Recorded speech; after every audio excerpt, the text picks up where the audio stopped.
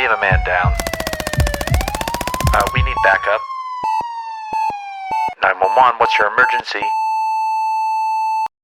What's up, y'all? I'm your host, Destiny. Welcome back to The Real Shift After the Call. I know I've been MIA for a little bit, but I promise when this episode is over, you'll understand why. Alright, so I made a Facebook post, and for the people who don't have Facebook, the post said, I'm not a cop anymore. So, March 23rd, 2026 was my last day in law enforcement. A lot of people had questions, a lot of people called, a lot of people text, and was trying to figure out what happened. I come to work Monday, it's a regular day for me. Went through the whole day, got ready to go home, get a text saying meet in the captain's office. I'm like, okay, cool. I pretty much already knew what it was, so I just charged it to the game. I walked into the office, and Lieutenant cut his body camera on, and before anything was said, he was like, I can't answer any questions.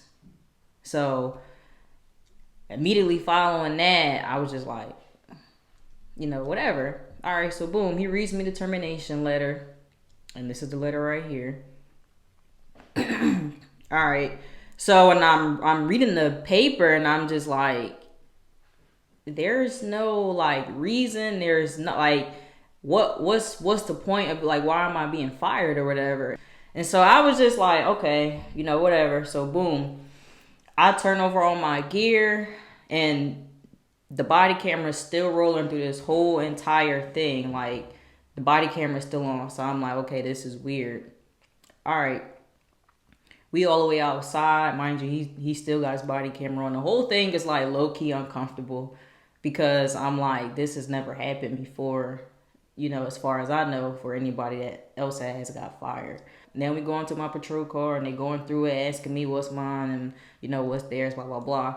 All right, boom.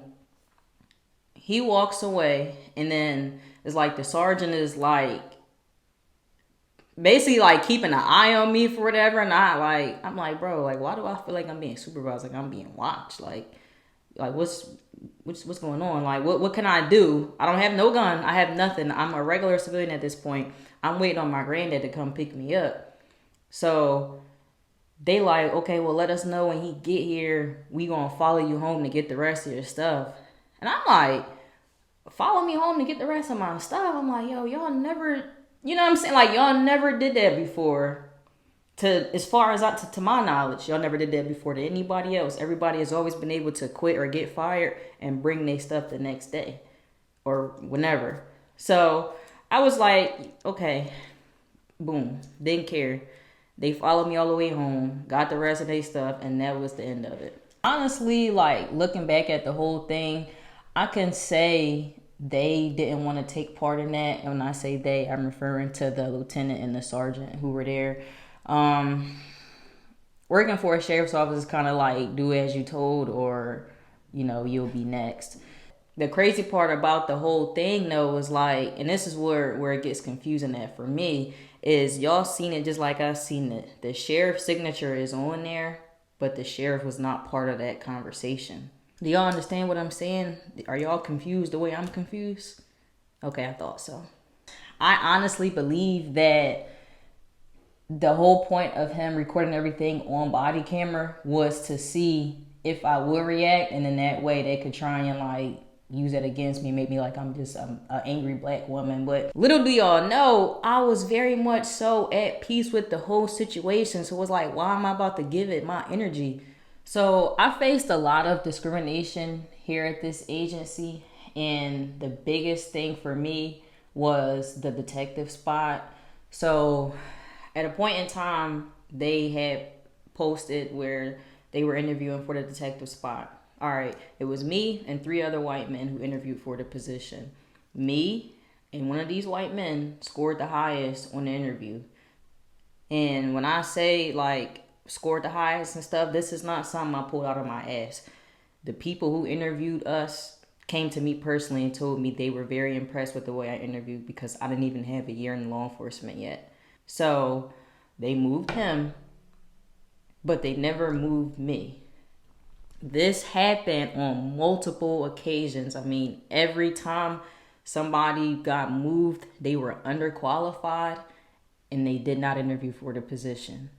Every single person who was moved before me was a white person. And when I say underqualified, I mean fresh out of the police academy underqualified.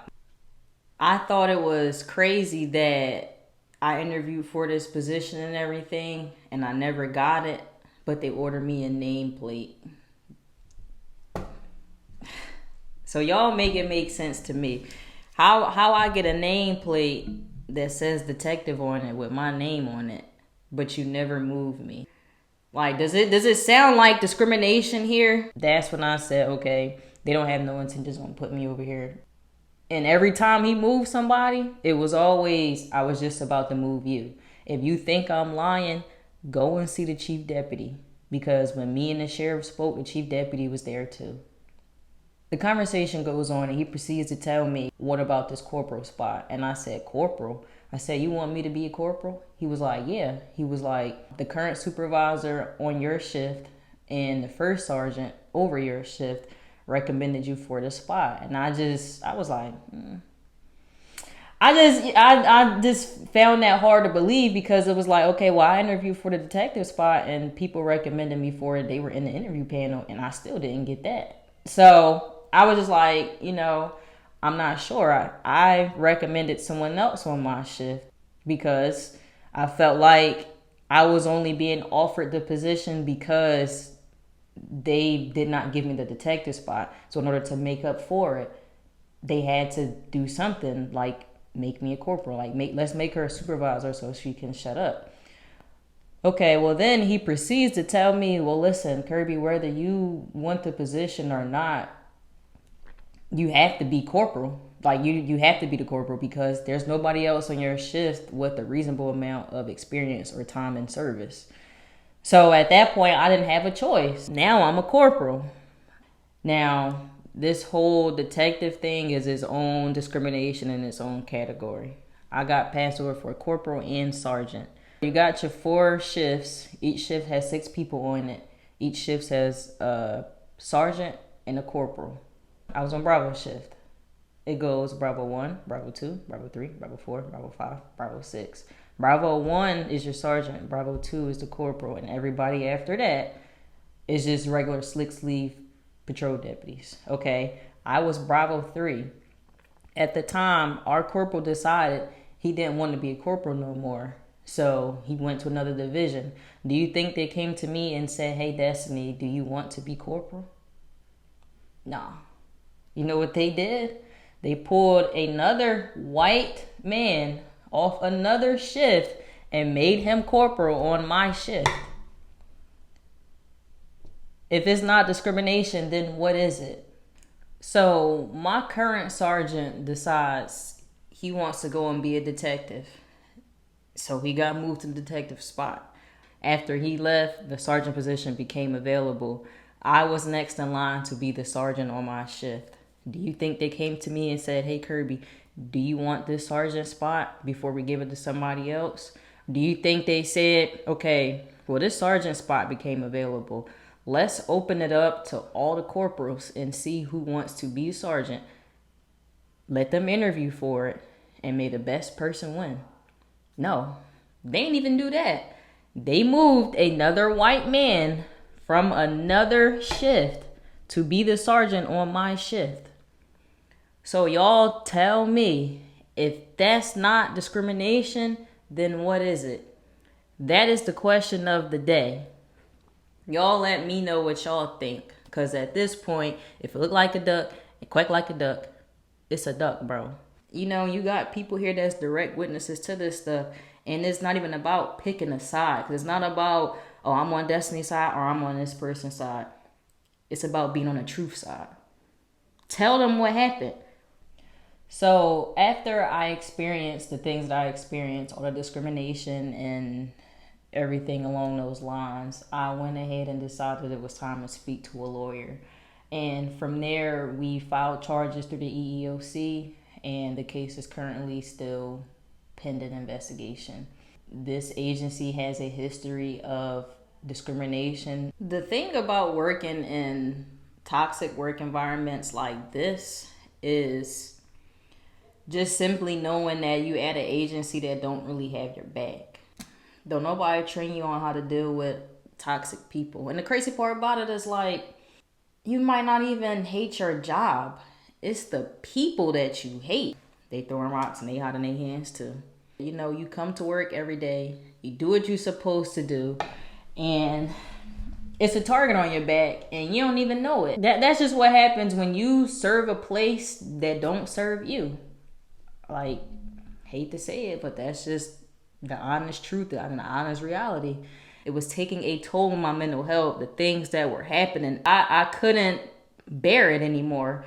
Y'all thought y'all had me, but God don't play about me. And I know that I made this podcast and I said that in the very first episode that this podcast is not intended to discredit or, bad talk or whatever any law enforcement agency, but my podcast is also about transparency. And I wouldn't be able to sit here on this platform and speak to y'all without being transparent. But y'all got the facts. Y'all got what I got. And what I got is discrimination. So if y'all got something different, let me know. With that being said, that's the end of this episode. If it ain't discrimination, what is it? Like, comment, and share. Thank you for tuning in. It's The Real Shift After the Call.